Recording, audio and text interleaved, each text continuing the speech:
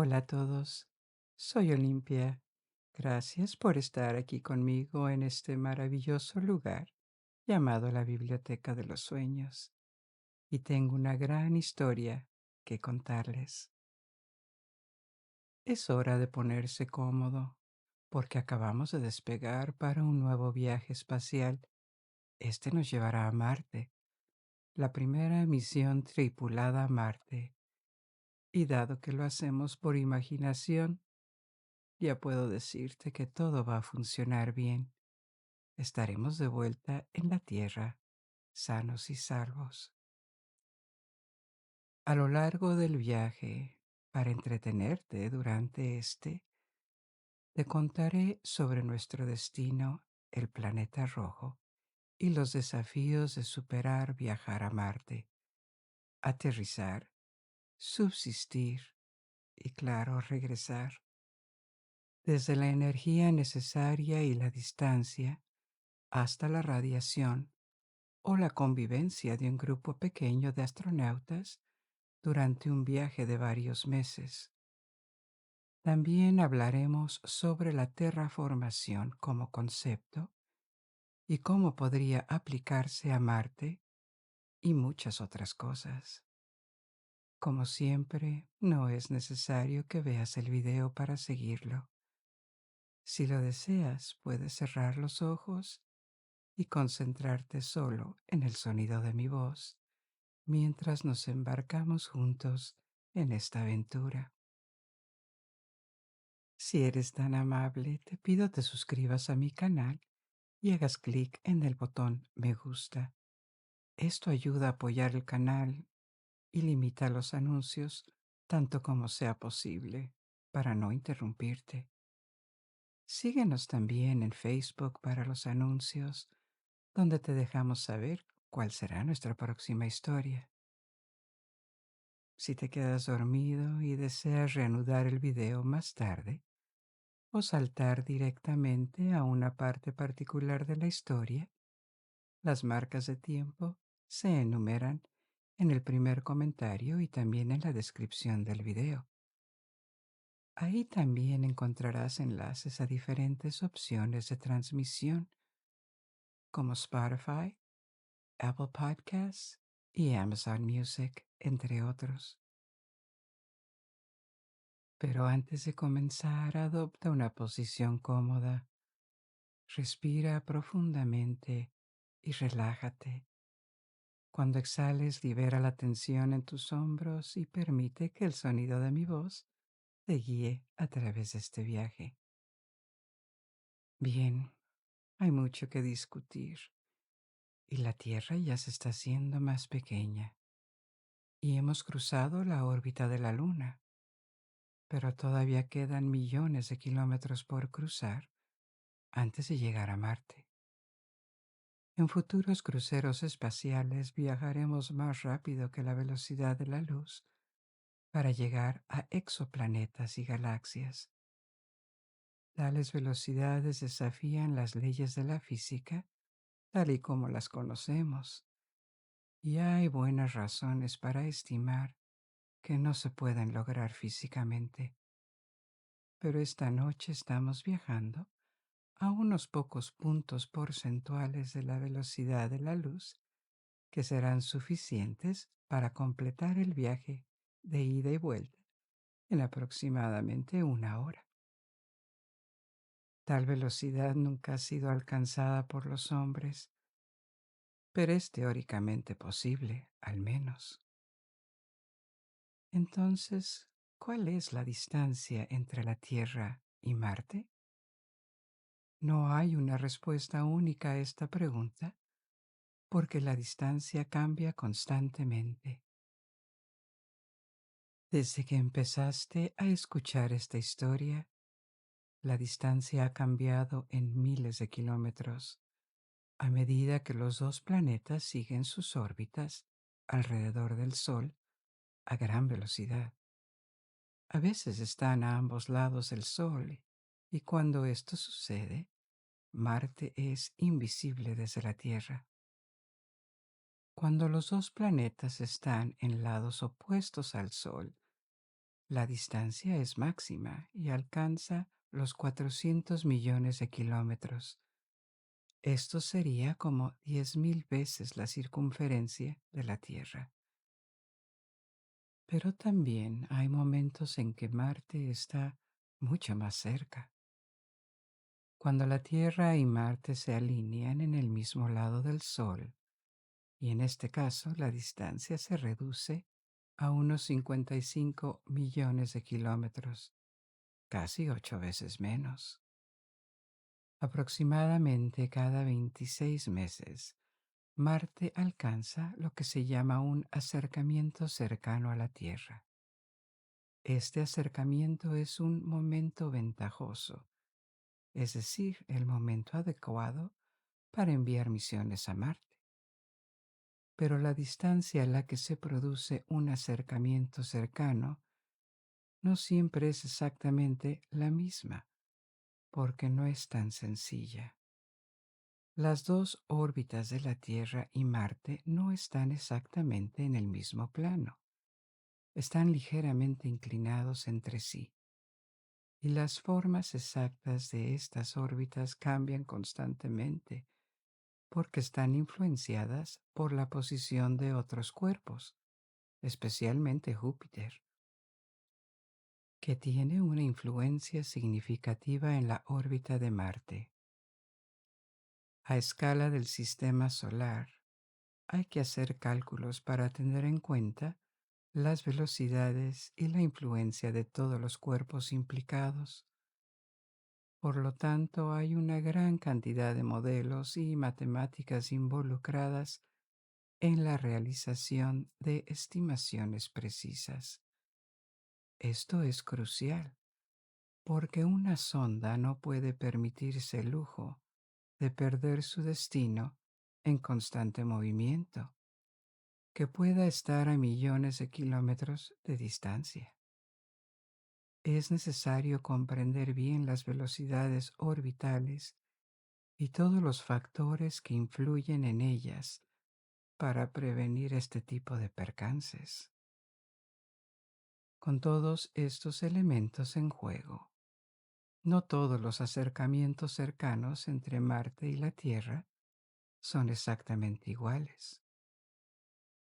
En 2003, Marte hizo su acercamiento más cercano a la Tierra en 60.000 años y no volverá a estar tan cerca hasta el año 2287.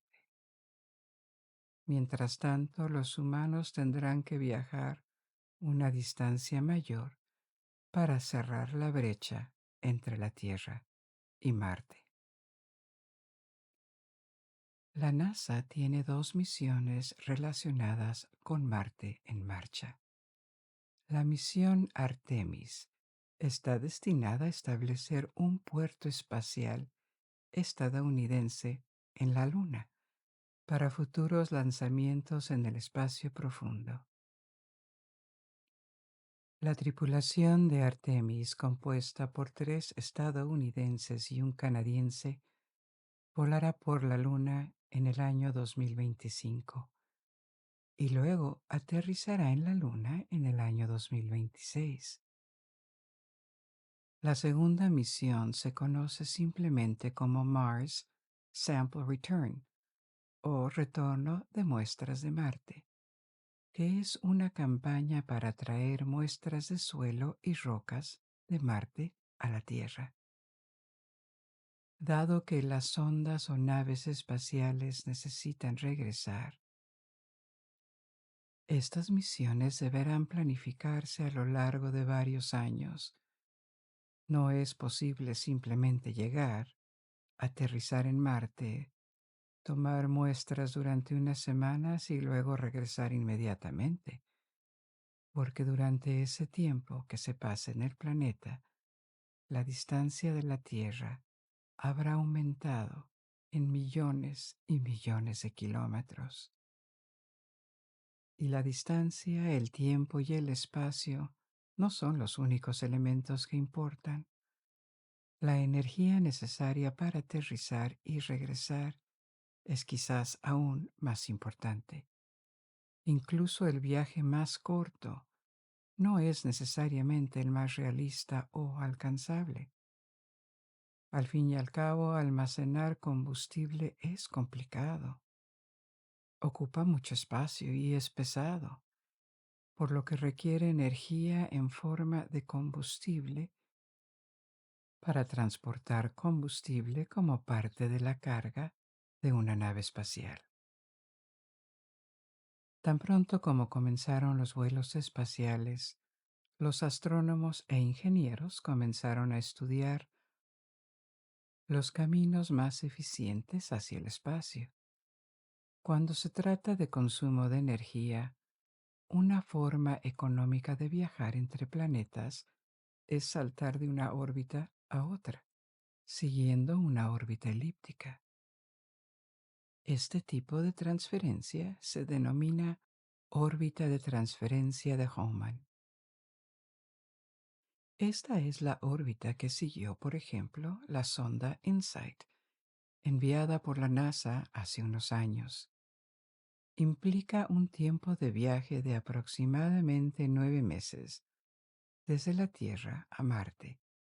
Luego, una estadía aproximadamente 16 a 17 meses en Marte, en la espera de la próxima ventana de transferencia.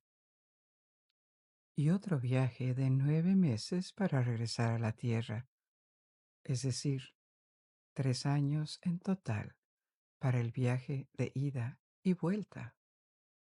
Un método que puede ayudar a consumir menos energía al acercarse al planeta objetivo se llama captura balística. ¿Y esto qué es?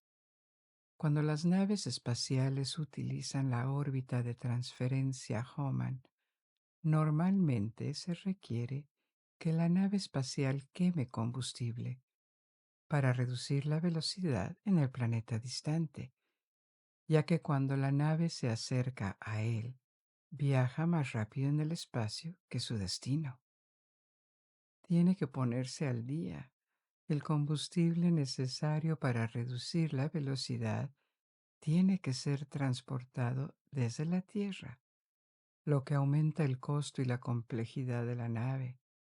Sin embargo, con el método de captura balística, la nave espacial se coloca por adelantado en la órbita de su planeta de destino, antes de que llegue el planeta. Cuando llega el objetivo, la nave es capturada por la gravedad del planeta y puede ponerse en órbita a su alrededor, con pequeños propulsores para realizar ajustes. Otro posible método para reducir la velocidad de las naves espaciales cuando alcanzan su objetivo es una maniobra llamada aerofrenado. El aerofrenado consiste en hacer volar la nave a través de la atmósfera, por lo que tiene que ser un cuerpo con una atmósfera en el punto bajo de la órbita. Las fricciones y la resistencia lo ralentizan, y la ventaja es que este método utiliza el entorno y no consume más energía de la necesaria para posicionar la nave en la órbita correcta. Todo esto te da una idea de la variedad de planes de misión y posibles caminos que se han imaginado y probado. Ya estamos a mitad del camino de nuestro destino. Así que antes de hablar del aterrizaje y el entorno que encontraremos en Marte, echemos un vistazo a la formación del planeta y de qué está hecho. Como sabrás, la teoría dominante sobre la formación de planetas en el sistema solar es que todo comenzó con un gran disco de acreción, un disco de gases y polvo que se mantuvo unido y se puso en movimiento por la gravitación. La mayor parte de la masa de materia se concentró en el centro para formar el Sol, pero no todo. La periferia de la nueva estrella todavía estaba llena de materia, con polvo en órbita a su alrededor. A través de colisiones a lo largo de millones y millones de años, este polvo se convirtió en una bola de nieve, en rocas y cantos rodados cada vez más grandes. Después de millones de revoluciones alrededor del Sol, las rocas más grandes y los protoplanetas limpiaron progresivamente sus órbitas de polvo y cuerpos más pequeños, absorbiéndolos o convirtiéndolos en sus satélites, como la Tierra. Se cree que este proceso se completó hace unos 4.500 millones de años en Marte. En este punto, los planetas rocosos del sistema solar habían eliminado la mayoría de las rocas y cantos rodados más pequeños en sus órbitas y habían tomado forma de bola. Esta forma de globo se produce debido a la gravedad. A partir de cierto tamaño, los cuerpos se vuelven redondos, mientras que los objetos más pequeños, como asteroides o cometas, pueden mantener otras formas. No son lo suficientemente grandes o masivos como para formar una bola de materia. Es difícil determinar la historia de Marte desde la Tierra. En nuestro planeta podemos estudiar la línea de tiempo geológica mediante el análisis de las capas de roca y minerales. En Marte, nada de eso se ha hecho todavía. Unas pocas muestras de suelo podrían ser analizadas por sondas, pero nada comparable. Sin embargo, esto no significa que no se puedan hacer hipótesis. La edad de la superficie de un planeta se puede estimar contando el número de cráteres visibles. Un mayor número y densidad de cráteres apunta a un terreno más antiguo. Sin embargo, Marte también ha experimentado un intenso vulcanismo a lo largo de su historia, y el vulcanismo restablece el terreno de la superficie. También tiene glaciares, vientos y posiblemente agua corriente en el pasado. Por lo tanto, los cráteres pueden haber sido borrados.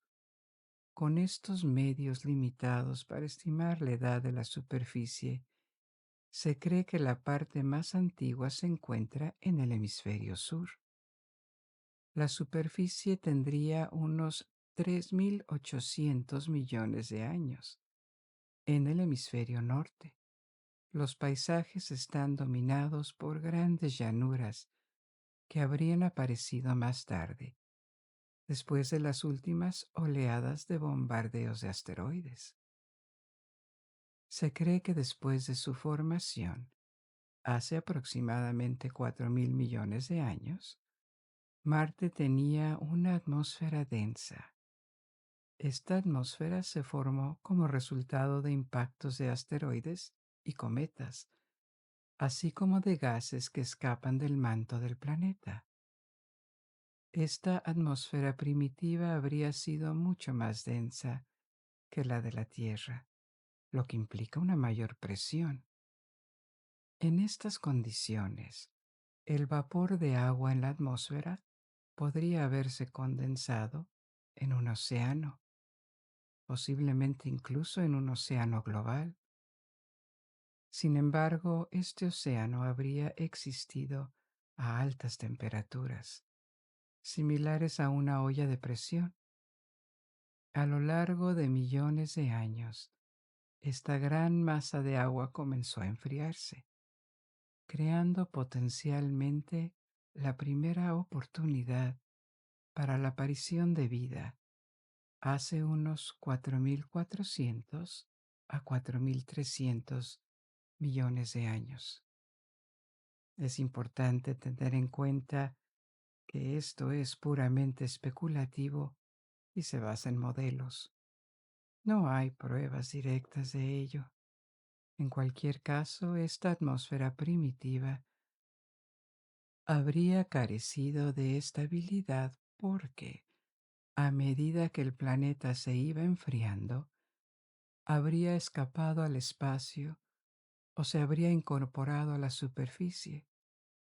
Después del agua líquida y la alta presión, la atmósfera se habría vuelto cada vez más delgada y el planeta cada vez más frío.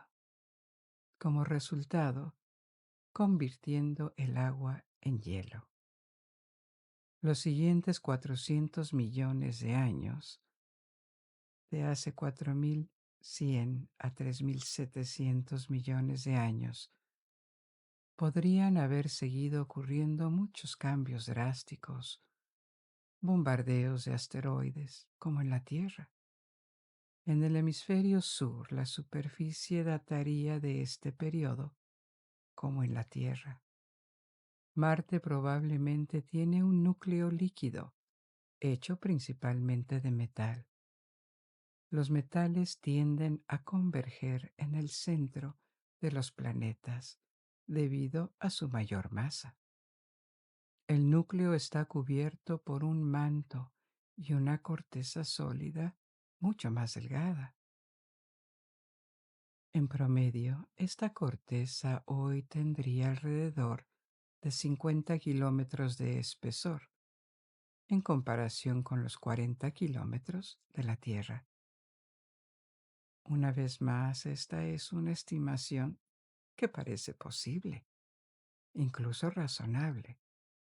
Sin embargo, a diferencia de la Tierra, no se pudo probar directamente y por múltiples métodos. Pero en ese momento, hace 4000 millones de años, esta corteza era mucho más delgada y el planeta tuvo un periodo de intensa actividad volcánica. Aparecieron grandes volcanes. Después de nuestro aterrizaje veremos a uno de ellos, el monte Olimpo. La fractura de la superficie hizo que apareciera un gran sistema de valles de rift como resultado de esta actividad volcánica, arrastrando gases y cenizas a la atmósfera. El planeta habría dejado de enfriarse porque el manto más grueso de gases atrapó más calor solar, causando un efecto invernadero. En este punto probablemente se desarrollaron nubes y con ellas precipitaciones que corrieron hacia el suelo. Esto podría explicar los valles que posiblemente fueron excavados por el agua corriente hace miles de millones de años a través de la erosión. En ese momento también podrían haberse formado lagos en las cuencas y cráteres, tal vez incluso un océano que cubría el norte del planeta. Una pista que apunta a tal escenario, con la existencia de un océano o al menos agua corriente, es el análisis de rocas en la superficie por parte de los rovers. Indican la presencia de minerales arcillosos que típicamente se forman por la exposición prolongada a las aguas subterráneas. Durante este segundo periodo, otra ventana para la posible aparición de vida. La segunda, teóricamente, se abrió. Había agua líquida, una atmósfera y también tal vez un campo magnético alrededor del planeta, como en la Tierra. El interior habría estado en movimiento, como en la Tierra, creando un dínamo magnético que habría protegido al planeta de la radiación. En teoría, esto haría que varias de las condiciones que permitieron la aparición de vida en la Tierra posiblemente estuvieran presentes en Marte en ese momento. Pero de nuevo, Estas condiciones no duraron más de unas pocas decenas de millones de años. Marte es un planeta más pequeño que la Tierra y como resultado se enfrió más rápido. Por lo tanto, el dínamo magnético se habría apagado, haciendo que el campo magnético desapareciera. Sin embargo, lo más preocupante para la posibilidad de vida en la superficie es el hecho de que las condiciones atmosféricas continuaron cambiando debido a la menor masa de Marte en comparación con la Tierra. Sin un campo magnético, Marte siguió perdiendo su atmósfera, que se disipó en el espacio durante millones de años. Eventualmente, lo que queda de la atmósfera comenzó a enfriarse nuevamente, y con la acumulación de gases como el azufre, arrastrados por los volcanes, las lluvias se habrían vuelto cada vez más ácidas durante un periodo de 800 millones de años, hasta hace unos 3.600 millones de años. Una vez más, esta hipótesis es apoyada por el análisis de suelos que aparentemente fueron alterados por aguas subterráneas ácidas.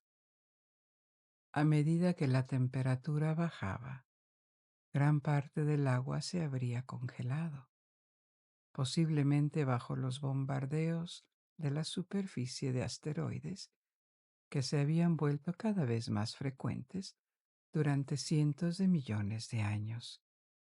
Casi se detuvieron, como en la Tierra. Al mismo tiempo, en el resto del sistema solar, tal vez eventualmente todavía hubo impactos de asteroides que derritieron enormes cantidades de hielo subsuperficial y causaron inundaciones catastróficas. Sin embargo, estas inundaciones solo podían ser de corta duración, porque el agua se reabsorbía en el suelo y se congelaba de nuevo. Después de 1.000 millones y medio de reveses catastróficos en su apariencia y atmósfera, Marte entró en un periodo de relativa estabilidad que continúa hasta el día de hoy. Durante esta estabilidad, en el sentido de que no hubo más cambios geológicos o climáticos a gran escala, la superficie de Marte se volvió seca, con poco semejanza a sus atmósferas anteriores.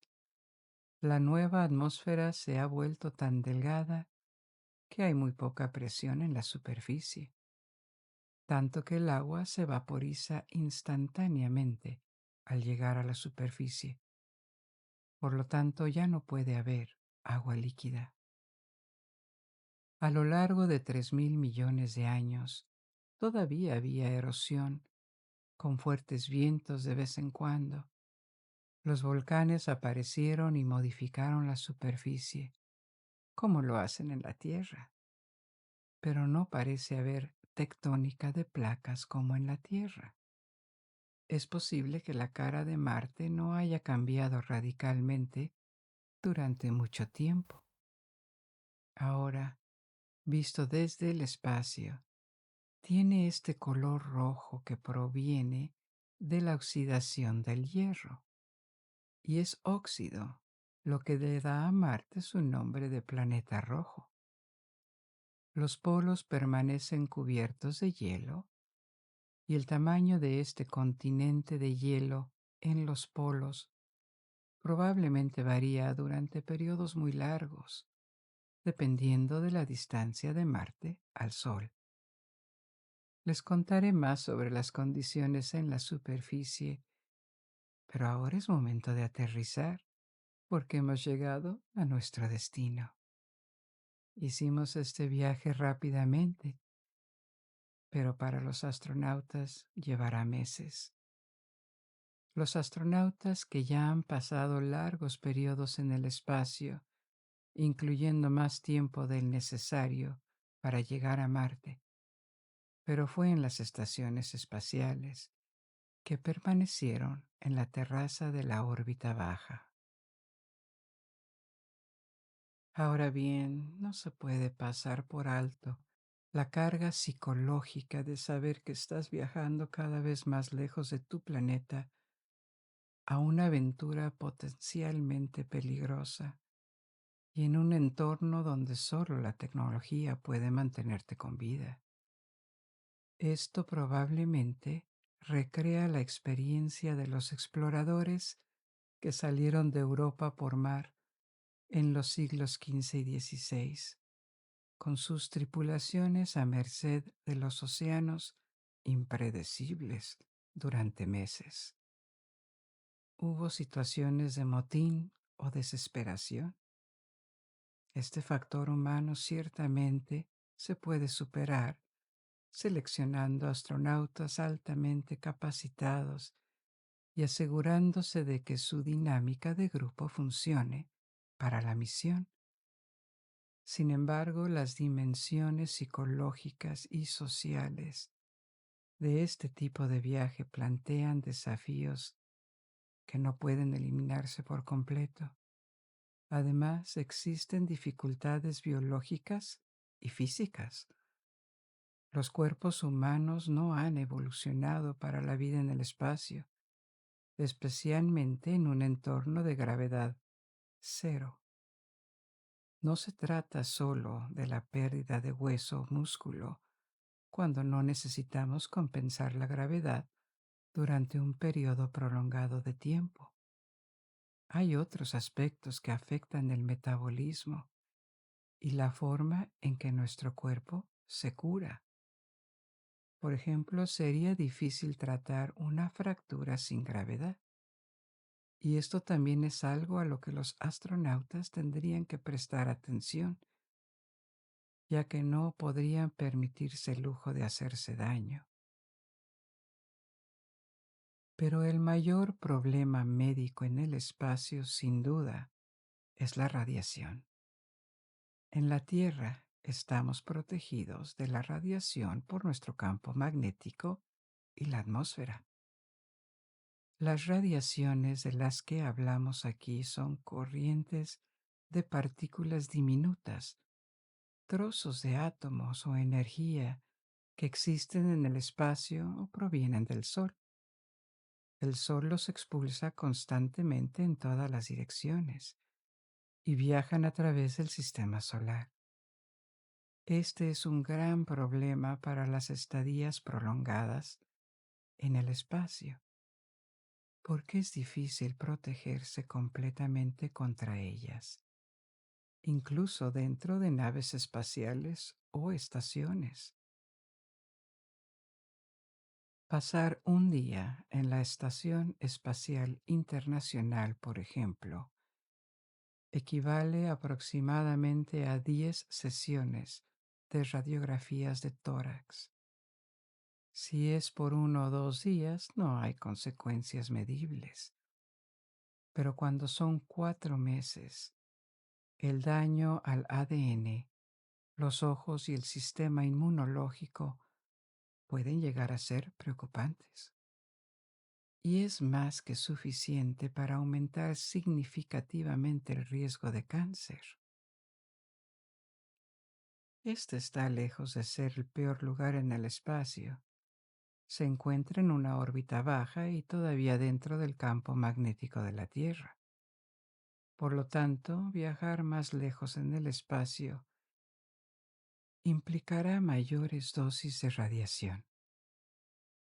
Un efecto aún más insidioso de la exposición a la radiación es que puede afectar la función cognitiva con el tiempo, lo que hace que los astronautas sean menos capaces de responder a circunstancias forzadas o situaciones estresantes. Entonces, ¿qué se puede hacer para minimizar el problema de la radiación? Hay chalecos en desarrollo hechos de materias que son eficientes para bloquear partículas libres. como las proteínas.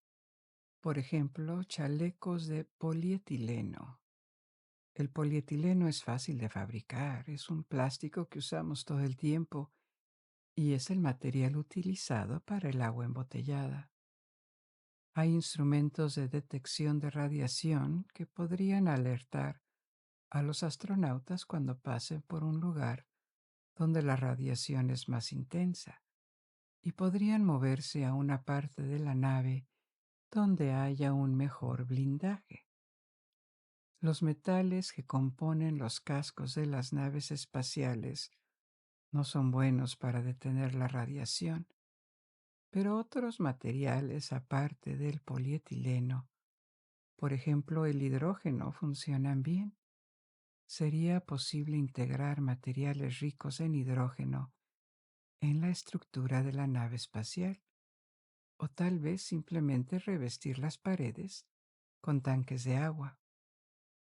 Ahora estas opciones también plantean cuestiones de peso, porque todo esto tiene que ser enviado al espacio. Otra solución que está siendo explorada por los científicos y que suena muy a ciencia ficción es dar a la nave su propio campo electromagnético generado por un dispositivo a bordo de la nave. Probablemente sea a largo plazo y crea otros problemas como la energía necesaria para que funcione constantemente. Sin embargo, esa sería una solución ideal a largo plazo para los problemas de radiación para los viajes espaciales. Porque hasta que no se encuentre una solución de este tipo, los viajes espaciales de larga distancia con astronautas serán duros y una amenaza directa para su salud. Un día en el espacio fuera del campo magnético de la Tierra equivale a unos 700 días en la Tierra en lo que respecta a la dosis de radiación recibida. Es casi como 2 años en un solo día. En otras palabras, en un mes en el espacio, fuera del campo magnético de la Tierra, los astronautas reciben casi el equivalente a toda una vida de radiación en la Tierra si no están protegidos. En este punto, el tema de la protección contra la radiación es uno de los mayores desafíos para los científicos que trabajan en futuras misiones tripuladas a Marte o más allá. Ahora hemos llegado a la proximidad de Marte y la primera etapa de nuestro viaje ha terminado. A veces hay tormentas de polvo en el planeta que pueden alcanzar dimensiones globales y ocultar por completo el suelo. Esta es una de las dificultades del duro entorno que encontraremos en la superficie, pero hoy no. A través de la delgada atmósfera del planeta podemos ver directamente el suelo y su variedad de llanuras y cráteres, principalmente en el hemisferio sur. Vemos montañas y grietas, todas en varios tonos de rojo a marrón, excepto por los anchos casquetes de hielo en los polos. Estas tapas son principalmente hielo de agua, pero no solo eso, también contienen dióxido de carbono congelado. Al igual que en la Tierra, Marte tiene estaciones, porque el planeta gira sobre un eje que no es perfectamente perpendicular a su órbita. Esto significa que no siempre presenta el mismo lado al Sol. Cuando es verano para un hemisferio o polo, esa área en particular recibe luz solar directa. Mientras tanto, el otro hemisferio o polo experimenta el invierno y permanece en la oscuridad durante un mes. Sin una atmósfera que regule las temperaturas, como en nuestro planeta, el polo oscuro se vuelve extremadamente frío, lo que hace que el dióxido de carbono en la atmósfera se congele y caiga al suelo.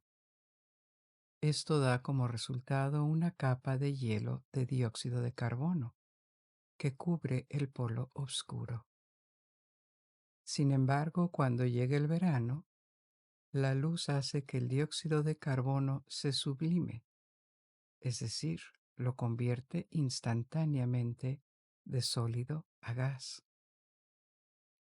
El dióxido de carbono liberado en forma de gas trae polvo con él a la atmósfera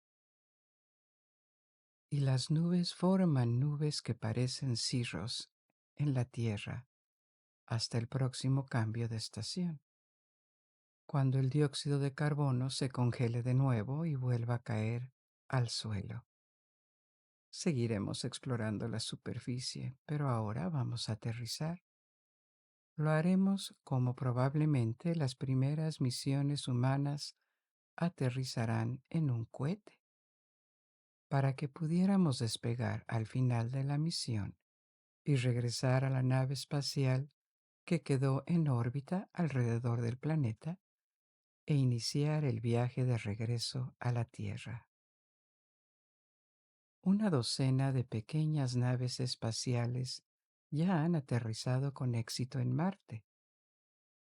Desde la década de 1970 estaba Mars 3, enviado por el programa espacial soviético, y Viking 1 y 2 por la NASA. Luego un largo periodo en que los problemas de financiación y otras prioridades pusieron en pausa las misiones a Marte. Se reanudaron 20 años después, en la década de 1990, con la aparición de rovers como Sojourner, Opportunity, Curiosity y más recientemente Perseverance, que aterrizó en febrero de 2021. Gracias a estas misiones que han recogido muestras, enviado imágenes desde Tierra y a la cartografía realizada por las sondas en órbita, nuestro conocimiento de Marte ha aumentado. Ha mejorado drásticamente en los últimos 40 o 50 años. Claramente, entre las misiones exitosas y los diversos proyectos a largo plazo de misiones tripuladas de agentes públicos y privados que existen en este momento, Marte es un tema cadente en el mundo de la astronáutica. Es poco probable que se lleve a cabo una misión humana en esta década, pero sí en la próxima. ¿Por qué no? Esto plantea dudas sobre si vale la pena o cuánto costaría. Aparte de los riesgos de fracaso y la enorme complejidad, un factor limitante obvio es el costo. Se estima que es de unos 500 mil millones de dólares. Esto es mucho o no tanto, depende de cómo se mire. Si la comparamos con la economía mundial, 500 millones de dólares no es tanto. El PIB mundial, o sea, el Producto Interno Bruto, es de 104 billones, por lo que medio billón equivaldría al 0,6 de un año de la economía mundial. En otros términos, equivale a menos de 2 días de actividad económica en la Tierra. Como especie, la perspectiva de intentar ir a otro planeta por primera vez por el equivalente a 2 días de trabajo no parece gran cosa. También se puede argumentar que este gasto también es una inversión por una parte. Este tipo de proyecto que necesita investigación en materiales, procesos, combustibles y equipos de todo tipo que podrían tener otros usos beneficiosos. Sin embargo, esta cantidad está muy por encima del presupuesto de cualquier agencia espacial o inversor privado, y ciertamente no sería rentable financieramente. Hay recursos que podrían ser explotados en Marte por una comunidad humana que viva ahí, como agua, metales y tal vez muchos otros materiales aún por descubrir. Pero probablemente no haya ningún tesoro que encontrar. Sería por el bien del conocimiento, por la ciencia, por el desafío en sí mismo o por la perspectiva de algún día establecer una presencia humana permanente en Marte. Se ha argumentado que este último punto tiene sentido como especie para la humanidad. La presencia en diferentes planetas reduce fuertemente el riesgo de extinción. Si queremos considerar esto como un objetivo, porque aparte de eso, hay muchos lugares en la Tierra que actualmente están despoblados por humanos y que serían mucho más fáciles y baratos de colonizar, como los polos, las regiones árticas, los desiertos o incluso el fondo de los mares. Cada uno es inhóspito, pero siguen siendo mucho más acogedores que Marte para nosotros. Incluso en el terrible frío y la falta de vegetación de la Antártida, por ejemplo, donde la única presencia humana es sobre bases científicas, al menos hay aire que respirar, hay presión, por lo que puedes salir sin un traje presurizado, y la temperatura es en realidad casi agradable si la comparas con Marte.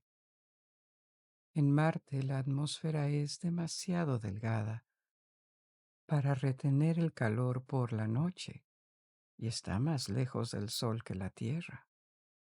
La temperatura promedio es de menos 60 grados Celsius, que es menos 80 grados Fahrenheit. En el mejor de los casos, la temperatura cerca del ecuador durante el día puede aumentar hasta 20 grados Celsius, 70 grados Fahrenheit. No suena tan mal, pero en el mismo lugar, la temperatura por la noche bajará a menos de 70 grados Celsius, menos 100 grados Fahrenheit. No hay ningún lugar en la Tierra donde la temperatura varíe 100 grados en un solo día. Además, la atmósfera de Marte es 100 veces menos densa y está compuesta por un 95% de dióxido de carbono, por lo que no hay nada que respirar para nosotros. El problema de la radiación y las tormentas de polvo, que pueden durar semanas, crean un entorno hostil. Cualquier comunidad humana se enfrentaría a una situación precaria, dependiendo únicamente de su equipo. Probablemente necesitarían encontrar refugio bajo tierra o bajo cúpulas antirradiación. Además, necesitarían desesperadamente encontrar agua para extraer oxígeno y riego para la producción de alimentos. La producción de energía, probablemente a través de paneles solares, también sería arriesgada si el sol está oscurecido por el polvo durante un periodo prolongado. Sería necesario presurizar el espacio habitable. Todos estos factores conllevan un riesgo significativo que no deja margen para el fracaso. Ahora, con la misma cantidad de fondos, sería mucho más fácil crear una ciudad subterránea o submarina entera en la Tierra, que pudiera existir y funcionar completamente separada del resto del mundo. No suena útil y nadie va a invertir en esto. Pero si el argumento a favor de establecer bases en Marte es ganar espacio vital o proteger la humanidad de la extinción, realmente no funciona tan bien considerando que se podría hacer en la Tierra. Pero aún así el desafío es fascinante. Creo y espero que una misión a Marte algún día abandonará la Tierra y tendrá éxito. Una de las preguntas interesantes que podría responder sería la presencia de rastros de vida en el planeta, incluso si está extinto o inactivo desde hace mucho tiempo. Si la vida apareció en algún momento en otro planeta del sistema solar, entonces sugeriría fuertemente que las condiciones que permiten la existencia de vida no son tan extraordinarias. Ese sería un poderoso argumento a favor de la existencia de vida en múltiples lugares de nuestra galaxia. Pero tener una base y unos pocos científicos parece absolutamente posible, por difícil que sea, en un futuro no muy lejano. Ahora bien, no está prohibido soñar, y desde hace más tiempo el concepto que circula desde el siglo XX es la idea de transformar Marte u otros planetas para hacerlos más parecidos a la Tierra y habitables por los humanos y la vida similar a la Tierra. Como sabes, esto se llama terraformación. ¿Qué es la terraformación? ¿Y es solo un sueño? ¿O es algo que podría suceder de verdad? El concepto apareció en la ciencia ficción en la década de 1940. No es tan reciente. El primer artículo científico notable al respecto fue escrito por un astrónomo llamado Carl Sagan en 1961. En este artículo propuso una forma teórica de transformar el planeta Venus para hacerlo habitable. En ese momento se sabía que Venus tenía una atmósfera muy densa que creaba un poderoso efecto invernadero, manteniendo las temperaturas de la superficie en niveles insoportables, cientos de grados. La composición de la atmósfera era más o menos conocida. Tenía agua, nitrógeno y dióxido de carbono. Entonces, propuso la idea de sembrar esta atmósfera con algas. Es tan denso que las algas se habrían quedado en suspensión, no caerían al suelo y serían incineradas. Las algas habrían convertido los componentes de la atmósfera en compuestos orgánicos, alimentándose de ellos, especialmente dióxido de carbono. Esto habría eliminado progresivamente el dióxido de carbono de la atmósfera y reducido el efecto invernadero hasta que las temperaturas bajaran a niveles más cómodos y el carbono habría permanecido cautivo en un manto de materia que habría caído a la superficie. El oxígeno habría subido para hacer que el aire fuera respirable.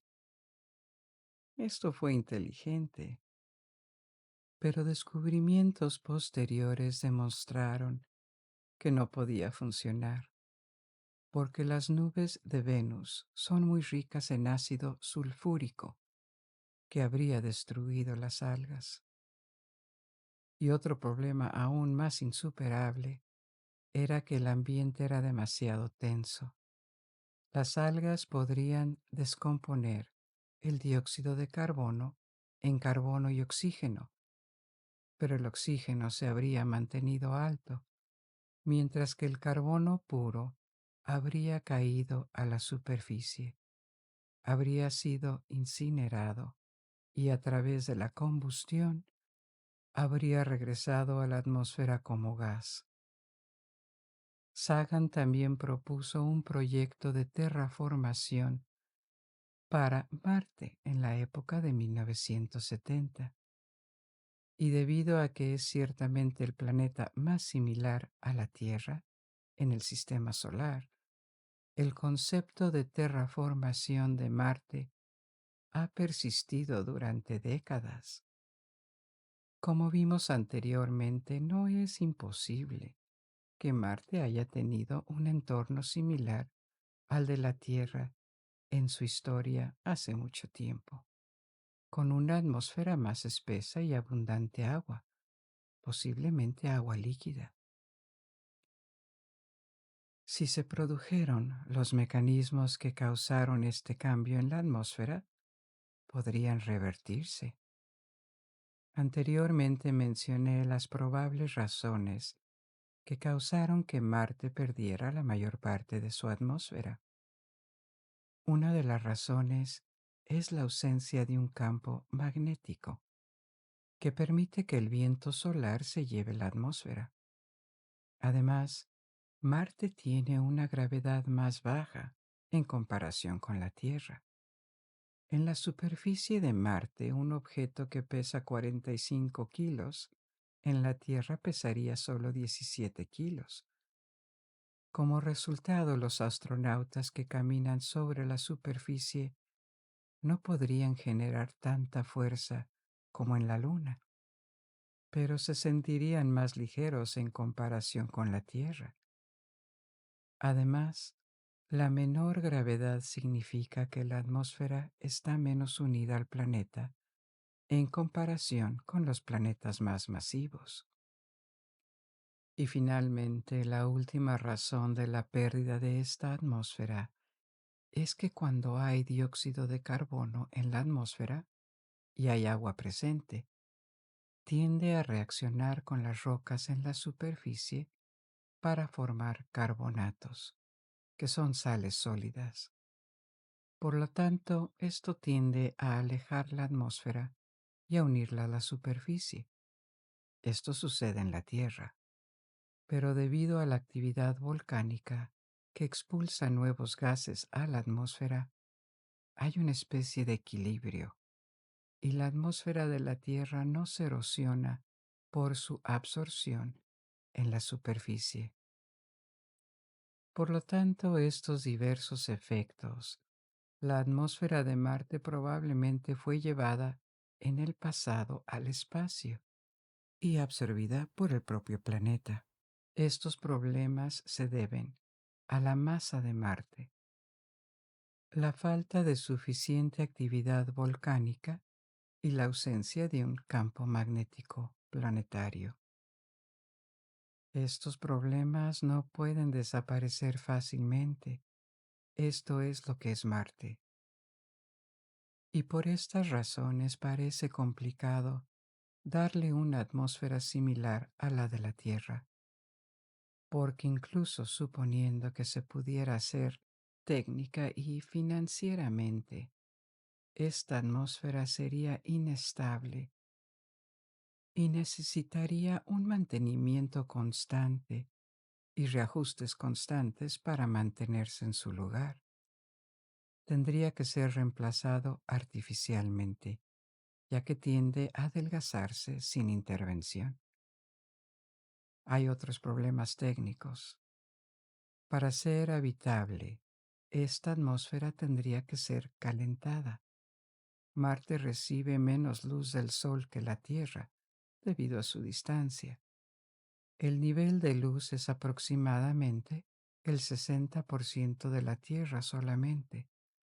Por lo tanto, si se creara una atmósfera con la misma composición y densidad que la Tierra, con el mismo efecto invernadero que retiene el calor, seguiría siendo insuficiente para elevar la temperatura por encima de los 0 °C y el agua quedaría congelada en lugar de convertirse en líquida.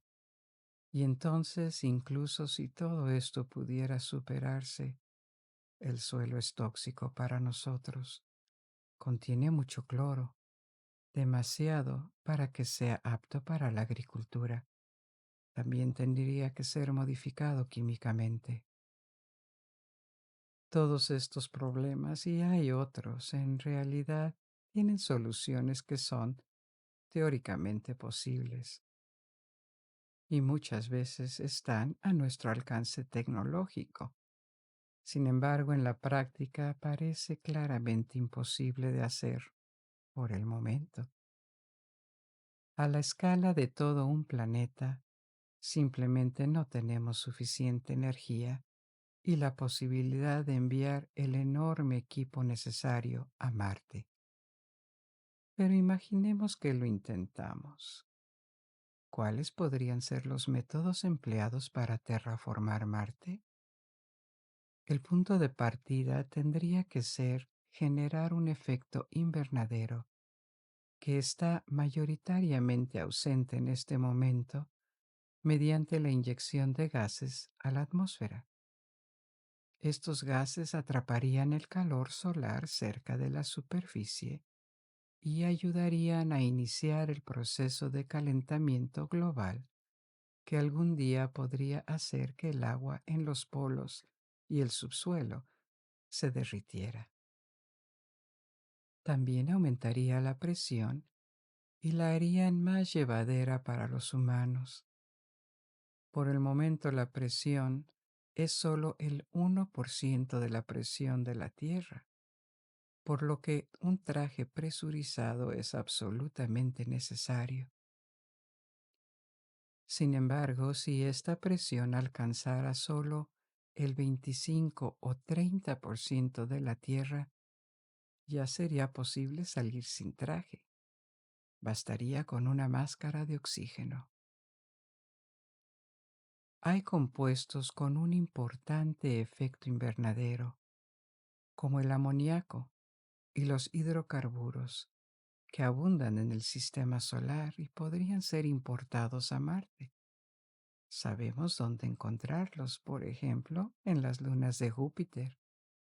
Sin embargo, estos compuestos son relativamente ligeros y podría ser difícil, especialmente al principio, hacer que permanezcan en todo el planeta.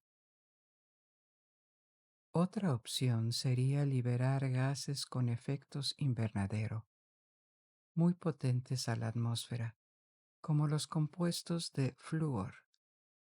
Estos incluyen los famosos CFC, que se hicieron conocidos por atacar la capa de ozono en la Tierra. Pero también son gases de efecto invernadero muy poderosos.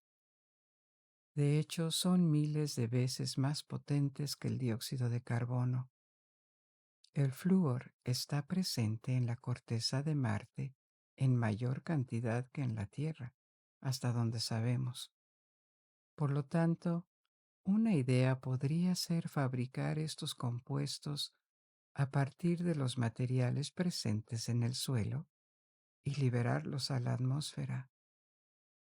Alternativamente, enviar cohetes con cargas útiles de CFC comprimidos.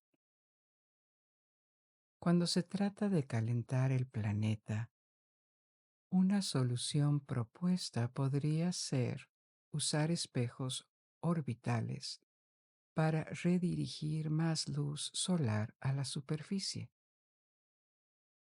También podría apuntar a los polos y sus capas de dióxido de carbono sólido para tratar de sublimarlo y ayudar a poner en marcha el efecto invernadero. Otra necesidad sería oxigenar esta atmósfera si se vuelve lo suficientemente densa y dura.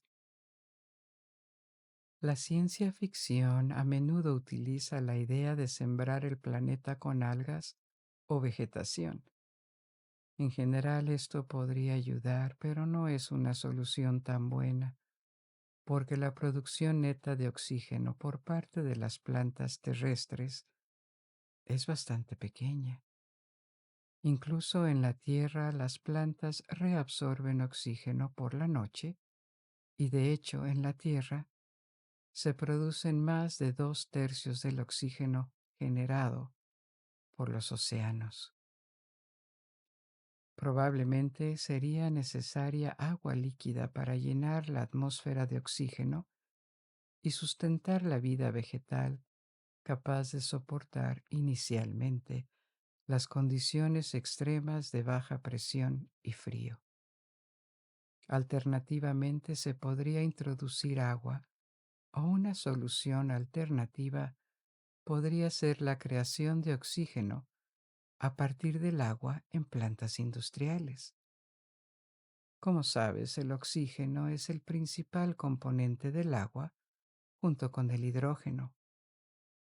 Finalmente, incluso si todo esto se puede resolver, siempre existiría el problema de Marte y su capacidad para retener su atmósfera. Como solución, se ha planteado la idea de crear un campo magnético artificial que, en teoría, podría lograrse con anillos superconductores construidos alrededor del planeta, a través de los cuales circularía constantemente corriente eléctrica. A escala de planeta esto es, por supuesto, muy teórico. Así que, como pueden ver, la terraformación de Marte no es para mañana, ni para pasado mañana. Pero al final del día, las soluciones técnicas no están completamente fuera de su alcance. Para convertirse en un proyecto viable en el futuro, si la humanidad tuviera a su disposición fuentes considerables de energía barata, muchas más que en la actualidad. Sin embargo, con equipos que podrían recolectar la energía del Sol o generarla a través de la fusión, no es completamente impensable en varias generaciones. Antes de irnos de Marte, les dije que visitaríamos un volcán. Marte puede ser más pequeño que la Tierra, pero es el hogar de una de las montañas más grandes y altas conocidas en el sistema solar, el Monte Olimpo. El Olimpo es un enorme volcán en escudo, lo que significa que ha desarrollado una base muy amplia, hecha de lava que ha expulsado a lo largo de su historia. El Monte Olimpo tiene una superficie tan grande como Italia o Gran Bretaña, y su pico alcanza los 26 kilómetros de altura, o sea, 16 millas. Esto es más del doble de la altura del monte Everest. Se cree que un volcán tan grande podría aparecer debido a la falta de placas tectónicas en Marte. En la Tierra, gran parte de la energía y la presión de la corteza se liberan en las grietas entre las placas, y los volcanes no son eternos. Son partes de placas que se mueven y pueden desaparecer a muy, muy largo plazo. Pero cuando este mecanismo no existe, el volcán puede permanecer en su lugar y seguir liberando lava durante cientos de millones de años. Esta es probablemente la razón y la forma en que el monte Olimpo pudo alcanzar tal tamaño.